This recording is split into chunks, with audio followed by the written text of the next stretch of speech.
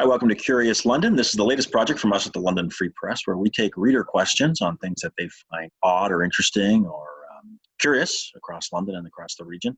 And we use our resources and our contacts and our ability to find answers to find the answers to those questions.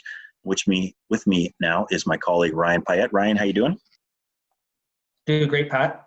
Okay, and we got a trio of questions today from our readers. And we're going to start with Bonnie's, Ryan. Bonnie is wondering how long COVID-19 remains in a room after someone with the virus has been in there, and how long she would have to wait to enter a room where maskless people have been. I presume she means maskless people who are carrying the virus.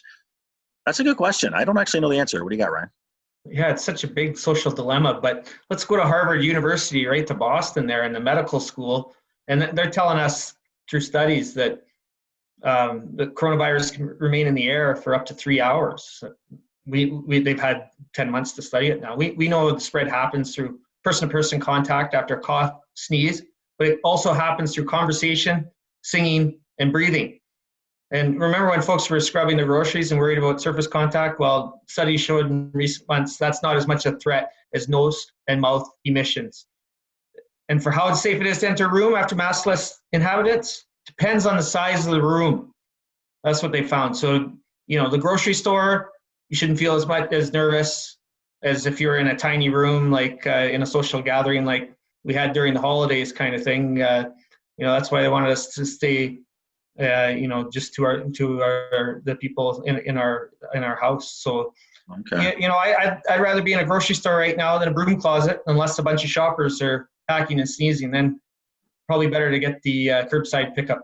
Yeah, no kidding. And otherwise, just stay at home with your loved ones. That's good. So another reader, Tamara Ryan, has asked us another question about COVID. And this one was interesting to me because you think you have an understanding of the virus in terms of like the threat that it poses. But Tamara's question is one that I couldn't answer off the top of my head.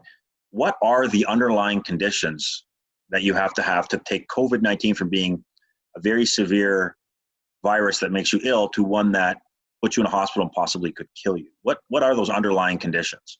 Yeah, this is straight from the federal government. People of any age with chronic conditions, and that includes lung, heart, kidney, liver disease, hypertension, diabetes, dementia, and stroke, are at increased risk for a worse outcome of COVID-19. For older adults, the 60 and over crowd, the risk increases with each decade.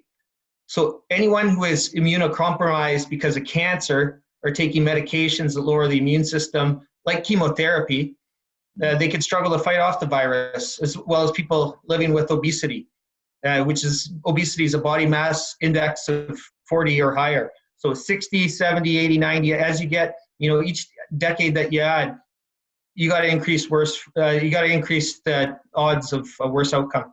Of course, and I think we've seen something like 80% of the deaths in Ontario have been long-term care home related, which of course is older people, so that makes sense.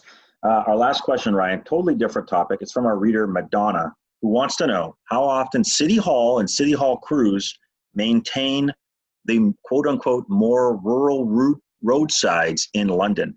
So she's thinking about like cleaning up the dishes, and cleaning up the ditches, and she specifically cites Trafalgar Street way, way, way in the East End. So what'd you find out about that?